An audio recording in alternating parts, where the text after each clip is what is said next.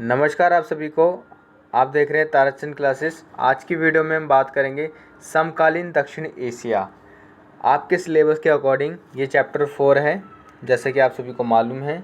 और चैप्टर जो आपका 3 है उसके अंदर आपने आसियान, यूरोपीय संघ, चीन, इन सब के बारे में पढ़ा था, ठीक है। और आज की क्लास में हम भारत के पड़ोसी देश के बारे में पढ़ेंगे, जिसके अंदर सार्स की भूमिका बहुत ज़्यादा है। मेन हाईलाइट जो इस चैप्टर में है वो है सार्स, और भारत के पड़ोसी देशों के साथ किस प्रकार के संबंध हैं उन सब के बारे में पढ़ेंगे इसमें, ठीक है। चलिए शुरू करते हैं। इसमें लिखा है कि दक्षिण एशिया विश्व का महत्वपूर्ण क्षेत्र है, ठीक है। इसमें शामिल 7 देश जैसे भारत है, पाकिस्तान है, नेपाल है, भूटान, बांग्लादेश, श्रीलंका, मालदीव के लिए दक्षिण एशिया पद का इस्तेमाल किया जाता है। अब इसमें अफ़गानिस्तान को भी शामिल कर लिया गया। अफ़गानिस्तान शामिल है, हमेशा याद रखना, म्यांमार नहीं है, कि आसियान में शामिल है, ठीक है। और अफ़गानिस्तान को 2007 में शामिल किया गया था। अब वर्तमान में कितने देश हैं? टोटल 8, ठीक है। आसियान में टोटल देश कितने हैं? वो है 8, ठीक है। इसको एक शॉर्ट ट्रिक है याद करने की। एक है MBBS, अरे यार रुक जाओ, सॉरी, MBBS, MBBS पेन, ठीक है। MBBS pen. तो आप M से आपका हो गया मालदीव, बांग्लादेश, भूटान, श्रीलंका, पाकिस्तान, अफ़गानिस्तान, इंडिया, नेपाल, ठीक है। एक तो ये ट्रिक है। और दूसरी है हमारी, ठीक है, दूसरी ट्रिक हमारी है BBI सपना में, ठीक है, सपना में, ठीक है। भूटान, बांग्लादेश, इंडिया, श्रीलंका, पाकिस्तान, नेपाल, अफ़गानिस्तान और मालदीव। तो इस तरीके से आप सार्स के सारे जो देश हैं उनके नाम आप याद कर सकते हैं, ठीक है। इसको लिख लेना आप, जैसा आपको ठीक लगे। चलिए आगे बढ़ते हैं। दक्षिण एशिया के देशों में आपस में सहयोग और संघर्ष का दौर चलता रहता है। रीज़न है, मेन जो रीज़न है वो है पाकिस्तान, ठीक है, जो कभी भी अपनी नीतियों के अकॉर्डिंग काम नहीं करता, हमेशा क्या वादे करके मुकर जाता है। मेन जो हाईलाइट है वो पाकिस्तान की वजह से सार्स जो है ठीक से काम नहीं कर पाता। मेन रोल इसका होता है, बाकी देश के भी होते हैं, लेकिन मेन रोल पाकिस्तान का रहता है। चीन को दक्षिण एशिया का देश नहीं माना जाता, ठीक है। उत्तर की विशाल हिमालय पर्वत, ये विशेषता है सारे देशों की। उत्तर की विशाल हिमालय पर्वत श्रृंखला, दक्षिण का हिंद महासागर, पश्चिम का अरब सागर और पूर्व में मौजूद बंगाल की खाड़ी दक्षिण एशिया को भौगोलिक विशेषता प्रदान करते हैं, ठीक है। दक्षिण एशिया के विभिन्न देशों में एक सी राजनीतिक प्रणाली नहीं है, ठीक है। जितने भी हमारे ये जो देश हैं, श्रीलंका, भूटान, नेपाल, बांग्लादेश और कौन सा है, मालदीव है, अफ़गानिस्तान है, पाकिस्तान है, भारत है, इन सब में एक जैसी राजनीतिक व्यवस्था, यानी कि लोकतंत्र, राजतंत्र, सैन्य शासन, ये सब एक जैसा नहीं, हर किसी का अपने अकॉर्डिंग अलग अलग है। जैसे भारत और श्रीलंका में आज़ादी के बाद से ही लोकतंत्र है, ठीक है। पाकिस्तान और बांग्लादेश में कभी लोकतंत्र और कभी सैन्य शासन आ जाता है। नेपाल में 2006 तक संवैधानिक राजतंत्र था, लेकिन बाद में लोकतंत्र स्थापित हो गया। भूटान में राजतंत्र है आज भी। मालदीव सन 1968 तक सल्तनत हुआ करता था। अब यहाँ पर भी क्या है भाई साहब, लोकतंत्र है, ठीक है। दक्षिण एशिया के लोग लोकतंत्र को अच्छा मानते हैं और प्रतिनिधिमूलक लोकतंत्र की संस्थाओं का समर्थन करते हैं, यानी कि जिनको हमने वोट के द्वारा चुना है हम उसका समर्थन करते हैं। लोकतंत्र कंट्रीज़ में, जो डेमोक्रेटिक कंट्रीज़ हैं वहाँ पर जो वोटिंग के थ्रू जिन पर्सन को चुना जाता है। दक्षिण एशिया के लोकतंत्र के अनुभवों से लोकतंत्र के बारे में प्रचलित ये भ्रम टूट गया कि लोकतंत्र सिर्फ विश्व के धनी देशों में फल फूल सकता है, ठीक है। विकासशील यानी कि जो अभी विकसित नहीं हुए उन देशों में भी ये चीज़ें क्या हो सकती हैं, स्थापित हो सकती है लोकतंत्र। और वैसे कि ये जो लाइन थी वो सेकंड बुक के फर्स्ट चैप्टर की, जिसमें बहुत सारे कमेंट्स किए गए थे कि जो लोकतंत्र केवल धनी देशों में आ सकता है। ऐसा नहीं है, लोकतंत्र जो है भारत जैसे देश में भी आ सकता है और स्वतंत्र चुनाव प्रणाली व्यवस्था भी यहाँ पर की जा सकती है। और ये बात यहाँ भी ठीक है कि दक्षिण एशिया के लोकतंत्र के अनुभव से लोकतंत्र के बारे में प्रचलित यह भ्रम टूट गया कि लोकतंत्र सिर्फ धनी देशों में फल फूल सकता है। वो सभी देशों में लोकतंत्र जो है स्थापित हो सकता है। ज़रूरी नहीं है कि ये केवल अमीर देशों में ही या विकसित देश में ही स्थापित हो सकता है, ऐसा कुछ नहीं है। अगला पॉइंट हम पढ़ते हैं पाकिस्तान के बारे में। इसके बारे में ना पाकिस्तान का जो टॉपिक है वो एनसीईआरटी की बुक में एनसीईआरटी की बुक में बहुत बढ़िया अच्छे तरीके से एक्सप्लेन कर रखा है, कब किसकी गवर्नमेंट आती है, कब चलेगी, कब आई, कब चलेगी। आप एक बार उससे रीडिंग करोगे ना बहुत क्लियर हो जाएगा टॉपिक की पाकिस्तान की व्यवस्था कैसी है। कुछ भी फिक्स नहीं रहता वहाँ पर। ओके, यहाँ भी हम कोशिश करते हैं। पाकिस्तान की राजनीतिक व्यवस्था में सेना बहुत प्रभावशाली है। यही कारण है कि यहाँ बार बार सैन्य शासन लोकतंत्र को कुचलता रहता है। ऐसा ही बांग्लादेश में भी हुआ है। ठीक है, सर्वप्रथम देश की बागडोर जनरल अयूब खान ने ली, फिर जनरल याहिया खान, तत्पश्चात जनरल जिया उल हक और 1999 में जनरल परवेज मुशर्रफ ने जनता द्वारा निर्वाचित सरकार को हटाकर सैनिक शासन की स्थापना की थी। ठीक है, कुछ समय के लिए अवश्य ही जुल्फिकार अली भुट्टो, इनका नाम हमेशा आता है कि पहली लोकतंत्र सरकार किनकी थी, तो ये नाम याद रखना, जुल्फिकार अली भुट्टो, बेनज़ीर भुट्टो तथा नवाज शरीफ के नेतृत्व में पाकिस्तान में लोकतंत्र सरकार कार्यरत रही। जून 2013 में नवाज शरीफ के नेतृत्व में पाकिस्तान में लोकतंत्र सरकार की स्थापना हुई, परंतु 2017 में उन्हें फाइनेंशियली करप्शन के यानी कि वित्तीय भ्रष्टाचार के मामले में पाकिस्तान के सर्वोच्च न्यायालय द्वारा दोषी ठहराया गया तथा पद से हटाते हुए 10 साल की सज़ा का आदेश भी दे दिया गया उनको। ये सारी चीज़ें वहाँ होती है, कभी लोकतंत्र आता है, कभी सेना शासन आती है, कुछ भी फिक्स नहीं रहता, कभी दोनों चला रहे हैं। तो ये जो अच्छे से एक्सप्लेनेशन है कि किसी गवर्नमेंट आए, किसको मारा, ये सारी चीज़ें हैं एनसीईआरटी में बहुत अच्छे से दे रखा है। तो प्लीज़ एक बार आप एनसीईआरटी को ज़रूर पढ़ना। जुलाई 2018 में पाकिस्तान में हुए आम चुनाव में इमरान खान के नेतृत्व में लोकतांत्रिक सरकार का गठन हुआ। ठीक है, ओके। और आज भी लोकतंत्र है, पता नहीं है कि नहीं है, कहते तो हैं। चलो, नेपाल में लंबे समय तक राजा और लोकतंत्र समर्थकों में जद्दोजहद चलती रही। अब वहाँ की राजनीति में माओवादी भी बहुत प्रभावी हो गए हैं।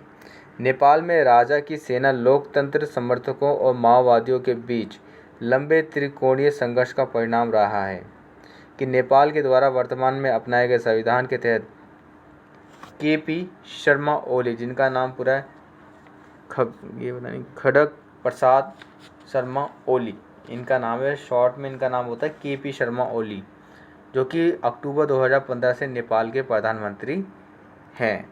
ठीक है, 2015 से यहाँ पर नेपाल के प्रधानमंत्री स्थापित हैं। ओके, नेपाल में राजा की सेना और लोकतंत्र के समर्थकों और माओवादियों के बीच लंबे समय त्रिकोणीय परिणाम, ये संघर्ष इनके बीच में चलता रहता था कि भाई राजा शासन करेंगे या लोकतंत्र रहेगा या जनता को कुछ राइट्स दिए जाएंगे, इन सब के बीच में फाइट चलती रहती थी।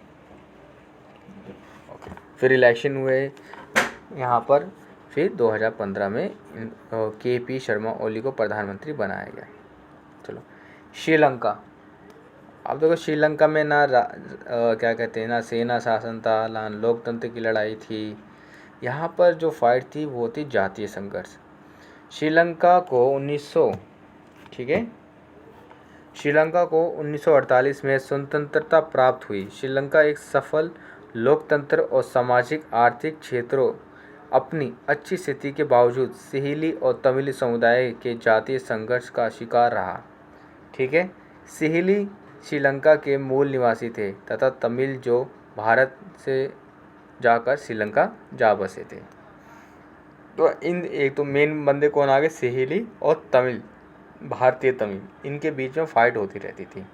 और सिहिली और तमिलों के बारे में आपने 10th क्लास से पहले की जो एसएसटी की बुक्स हैं उसमें भी आपने पढ़ा होगा कि यहाँ श्रीलंका में कैसी फाइट चलती रहती है। यह संघर्ष मुख्य रूप से तमिलों द्वारा श्रीलंका में अलग राष्ट्र की मांग एवं संसाधनों पर अधिकार के लिए, वहीं दूसरी ओर सिहेली समुदाय द्वारा लगातार उनकी इस मांग का विरोध किया जाता है। ठीक है, यह संघर्ष मुख्य रूप से तमिलों द्वारा श्रीलंका में अलग राष्ट्र की मांग, ये MCQ में 1 नंबर में क्वेश्चन आता है कि यह संघर्ष मुख्य रूप से तमिलों द्वारा श्रीलंका में अलग राष्ट्र की मांग एवं संसाधनों पर अधिकार के लिए था, वहीं दूसरी ओर सिहेली समुदाय द्वारा लगातार इस मांग का विरोध किया जाता था। तभी तो इन दोनों के बीच में मतभेद था। मई 2009 में श्रीलंकाई सेना द्वारा लिट्टे प्रमुख प्रभाकरण के मारे जाने पर, जो इनके लिट्टे के प्रमुख थे ना, प्रभाकरण के मारे जाने पर इनका जो पूरा नाम था वेल्लू पिलाई प्रभाकरण, इनका ये पूरा नाम था।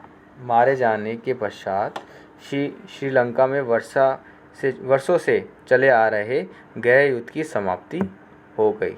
ठीक है, जैसे ही मेन पर्सन गए वैसे ही शांति हो गई। दक्षिण एशिया के 2 बड़े देश भारत और पाकिस्तान के आपसी संबंध शुरू से ही तनावपूर्ण रहे हैं। ठीक है, एक तो 47, 48, 65, 71, 1999 में सैन्य संघर्ष हो चुके हैं। ये सारे आपको पता ही होंगे, सेकंड बुक में ये सारे फाइट के नाम भी आएंगे।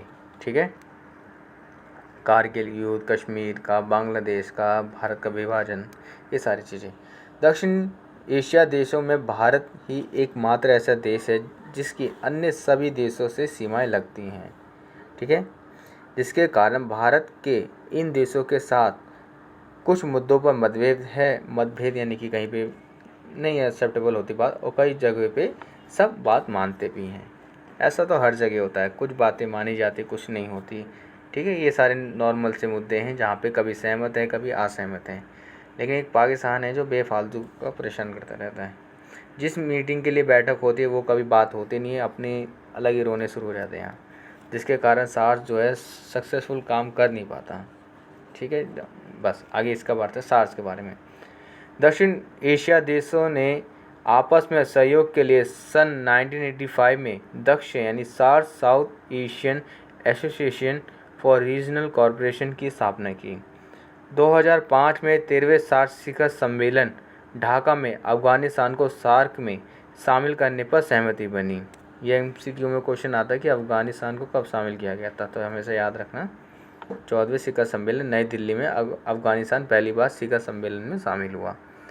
वैश्वीकरण के दौर में हुए सार्क सम्मेलन में जलवायु परिवर्तन, आपदा प्रबंधन एवं आतंकवाद की समाप्ति संबंध इस क्षेत्र में व्यापार एवं विकास को बढ़ावा देने हेतु कई सारे समझौते हुए। सार्क का 18वां शिखर सम्मेलन 26-27 नवंबर 2014 को नेपाल की राजधानी काठमांडू में संपन्न हुआ, जिसका विषय शांति एवं समृद्धि के लिए प्रतिबद्ध एकजुटता था। सार्क का 19वां सम्मेलन 2016 में इस्लामाबाद पाकिस्तान में हुआ, परंतु उरी में आतंकवादी हमले के कारण भारत ने इस सम्मेलन का बहिष्कार किया। बाद में बांग्लादेश, भूटान, श्रीलंका, मालदीव ने भी इस सम्मेलन का बहिष्कार कर दिया था। और ये जितने सम्मेलन दे रखे हैं ये इम्पोर्टेंट है, ये MCQ में नॉर्मली ये क्वेश्चन आ जाते हैं, फिल इन द ब्लैंक्स में, मिलान में। तो आप इन सब पॉइंट्स का ज़रूर याद रखा करें। सपोर्ट मटेरियल जो भी आपको स्कूल से दिए गए उनकी रिवीजन ज़रूर करें, नहीं है तो नेट से डाउनलोड करें, लेकिन एक बार रीडिंग ज़रूर मारें। साफ्ता, ठीक है, साफ्ता बढ़िया है, दक्षिण एशिया मुफ्त व्यापार सौदा यानी एग्रीमेंट। जनवरी 2004 में आयोजित 12वें शिखर सम्मेलन में सार्क देशों ने ऐतिहासिक दक्षिण एशिया मुफ्त व्यापार सौदा समझौते पर हस्ताक्षर किए, जो 1 जनवरी 2006 से प्रभावी हुआ। इस समझौते की 2 मुख्य उद्देश्य, पहला है दक्षिण एशिया क्षेत्र युक्त व्यापार संबंधी बाधाओं को दूर करना, जो भी व्यापार से संबंधित प्रॉब्लम्स क्रिएट हो रही हैं उनको रिजॉल्व करना, व्यापार एवं प्रचुर प्रतिबंधों के सभी प्रकार को समाप्त करना, यानी टैक्स से रिलेटेड सारी प्रॉब्लम रिजॉल्व करी जाएगी। प्रयास करते हुए अधिक उदार व्यवस्था यानी अच्छी व्यवस्था स्थापित करना। भारत के अपने पड़ोसी देशों के साथ, जिनमें पाकिस्तान, नेपाल, बांग्लादेश एवं श्रीलंका प्रमुख हैं, उनमें से यदि पाकिस्तान को छोड़ दिया जाए तो बाकी सभी राष्ट्रों के साथ भारत के कमोबेश मधुर बने हुए हैं, यानी कि अच्छे संबंध बने हुए हैं। सिर्फ ये पाकिस्तान को अगर छोड़ दिया जाए, बाकी सभी के साथ भारत के रिलेशन बहुत बढ़िया हैं। अब आता है सार्क की उपलब्धियाँ। ठीक है, अब सार्क की उपलब्धियाँ हम पढ़ रहे हैं। ठीक है, चलिए। भारत व पाकिस्तान के बीच तनावपूर्ण संबंध के बावजूद भी द्विपक्षीय स्तर पर समझ और सहयोग को बढ़ावा देने के लिए छोटे देशों के लिए अभी भी उपयोगी संगठन है। यानी सार्क की जो भूमिका है आज भी इम्पोर्टेंट है दक्षिण एशियाई देशों के बीच। ठीक है, साफ्ता, ये 2 बार लिख दिया, साफ्ता को बनाकर व्यापार की विधि की दिशा में महत्वपूर्ण कदम उठाए गए हैं। तो सभी का व्यापार जो है अच्छा हो रहा है सभी देशों का। पर्यावरण, आर्थिक विकास व ऊर्जा आदि क्षेत्रों में सहयोग की बात चलती रहती है, जिसमें आज भी बिम्स्टेक की भूमिका बहुत ज़्यादा है। ठीक है, इसको हमेशा याद रखना, एग्ज़ाम में आ जाता है बिम्स्टेक। मतलब कि इसकी स्थापना कब हुई थी? ठीक है, इसकी स्थापना कब हुई थी? इसकी स्थापना हुई थी हमारी 6 जून को, 6 जून 1957 में हुई थी। ठीक है, 6 जून 1957 में इसकी स्थापना हुई थी। Bay of Bengal institute for multi sector technical and economic corporation, Bengal की खाड़ी बहुक्षेत्रीय तकनीक और आर्थिक सहयोग उपक्रम, इसके सदस्य देश बांग्लादेश, यानी बी से बांग्लादेश, आई से इंडिया, एम से बर्मा जिसे हम म्यांमार बोलते हैं, एस से श्रीलंका, टी से थाईलैंड, EU का यूँ समझ लो, यहाँ पर यूँ समझ लो, यहाँ पे एन लग इमेजिन कर लिया करो, यहाँ पर BN आएगा, यानी कि भूटान और नेपाल। बिम्स्टेक भूलना नहीं, इसकी ट्रिक होती है यहाँ तक, इसको यूँ समझ लो, यहाँ तक बिम्स्टेक भूलना नहीं। B से हो जाएगा भूटान और आपका N से हो जाएगा नेपाल। वर्तमान में भारत बिम्स्टेक पर अधिक बल दे रहा है। इसके वरिष्ठ अधिकारियों की 17वीं बैठक फरवरी 2007 में काठमांडू, नेपाल में आयोजित की गई। इस बैठक में व्यापार और निवेशों, ऊर्जा प्रौद्योगिकी, मत्स्य पालन, जलवायु परिवर्तन, संस्कृति, लोगों के बीच संपर्क और अन्य क्षेत्रों के बारे में चर्चा की गई थी। ठीक है, इस 17वीं बैठक में। ओके, और अब ये सपोर्ट मटेरियल हमारा ये वाला चैप्टर इससे ख़त्म हो गया है। तो आप सपोर्ट मटेरियल की रीडिंग ज़रूर करें। जो भी इम्पोर्टेंट बातें हैं, जैसे श्रीलंका और सार्स के कैसे हमें सारे नाम याद रखें, वो ट्रिक आप थोड़ा सा लिख सकते हैं, नोट कर सकते हैं, याद कर सकते हैं, जैसा भी आपको कंफर्टेबल लगे। आप सपोर्ट मटेरियल की ज़रूर रीडिंग करें। ठीक है, अब नेक्स्ट टाइम हम आपका अंतर्राष्ट्रीय संगठन वाला चैप्टर करेंगे सपोर्ट मटेरियल से। ओके, जब तक आप चैनल को सब्सक्राइब करें अगर आपको वीडियोस अच्छी लग रही है तो। थैंक यू, मिलेंगे आपसे अब नेक्स्ट वीडियो में।